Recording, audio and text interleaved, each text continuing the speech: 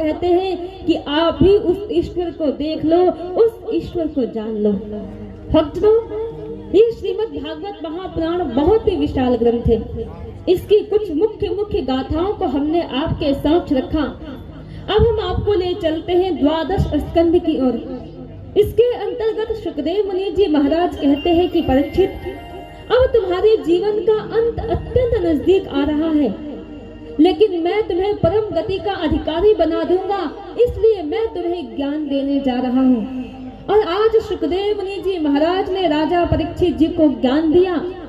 राजा परीक्षित जी वही ध्यान में बैठ गए और जब ध्यान से वह उठे तो उन्होंने कहा, गुरुदेव, मैं धन्य हो गया आप जैसे गुरु को प्राप्त करके, क्योंकि आपने मेरी आत्मा का मिलन उस परमात्मा के साथ करवा दिया है।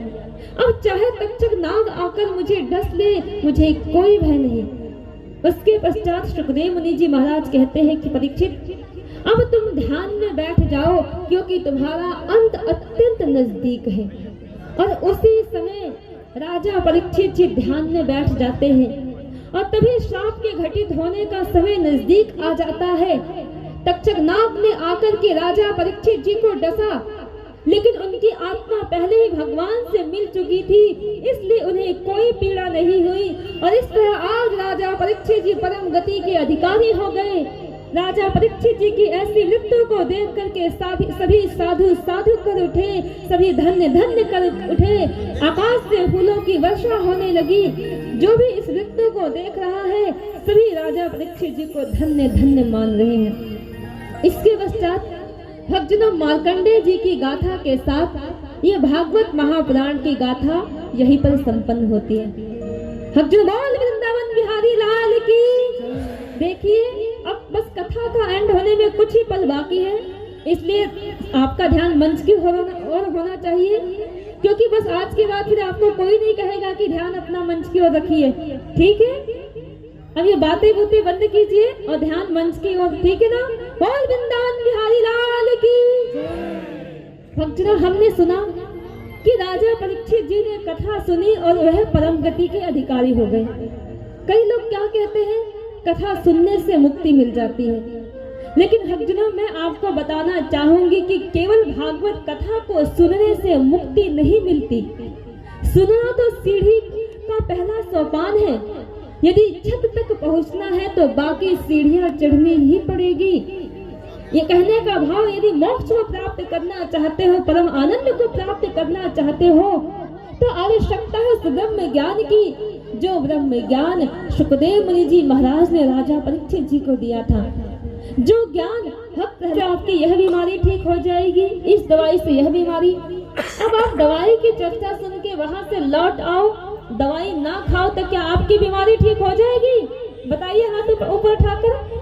नहीं ठीक होगी ना। यदि बीमारी को दूर करना है तो दवाई को खाना ही पड़ेगा। ऐसी हमारी यह आत्मा जन्मों जन्मों की रोगी है, पर इसकी औषधि है वह ब्रह्म ज्ञान, वह ईश्वर। जब आत्मा उस परमात्मा के साथ मिलती है, तभी उसे परम सुख और परम आनंद की प्राप्ति होती है। इसलिए भक्तजनों, आज के समय में सर्व श्री आशुतोष महाराज जी यही ब्रह्म ज्ञान जनमानस को प्रदान कर रहे हैं। इस ब्रह्म ज्ञान को प्राप्त करके ऐसे हजारों ही लाखों ही लोग हैं जिनके जीवन में बदलाव आ रहा है। भक्तजनों, सर्व श्री आशुतोष महाराज जी जो दिव्य ज्योति जागृति संस्थान के संस्थापक व संचालक हैं, सर्व श्री आशुतोष महाराज जी कहते हैं कि मानव समाज के दम तोड़ते मानवता को यदि कोई बचा सकता है तो वह है दिव्य ज्योति जागृति संस्थान। और भक्तजनों, सर्व श्री आशुतोष महाराज जी कहते ही नहीं, आज के समय में श्री गुरु महाराज जी करके भी दिखा रहे हैं। हम आपको बताना चाहेंगे, हमारा यह संस्थान केवल आध्यात्मिक कार्यक्रम ही नहीं करता, संस्थान की ओर से बहुत से समाज सुधार के कार्यक्रम भी किए जाते हैं। जैसे संस्थान की ओर से एक प्रकल्प चलाया गया है अंतर प्रांतीय के कैदियों के लिए, कि उन कैदियों को वहां पर तिहाड़ जेल में ज्ञान दिया जाता है। वह कैदी जिन्होंने जो अत्यंत खूंखार थे, कत्ल करना, लूटपाट करना, चोरी करना, डाके डालना, यही जीवन के उनके उद्देश्य था। लेकिन जब सर्व श्री आशुतोष महाराज जी उनके जीवन में आए तो उनके जीवन में एक महान बदलाव आ चुका है। आज वह कैदी जेल में बैठकर ध्यान साधना करते हैं, भगवान के नाम का जाप करते हैं, भगवान के ध्यान में डूबे रहते हैं। और आपको बताना चाहेंगे कि विश्व के अनेकों ही जेलों में हमारे आश्रम हैं। अपराध जगत के नायक थे, हृदय कालिमा से भरे, घृणा द्वेष की अग्नि लिए कारागार में बंद पड़े थे। अंतर क्रांति लाकर गुरुवर ने अंतर का उपचार किया, सत्कर्म की ओर बढ़ाकर जीवन को आधार दिया। नई भोर का उसने फिर से नया इतिहास बनाया है। महाक्रांति का गुरुवर ने फिर से बिगुल बजाया है, महाक्रांति का गुरुवर ने फिर से बिगुल बजाया है।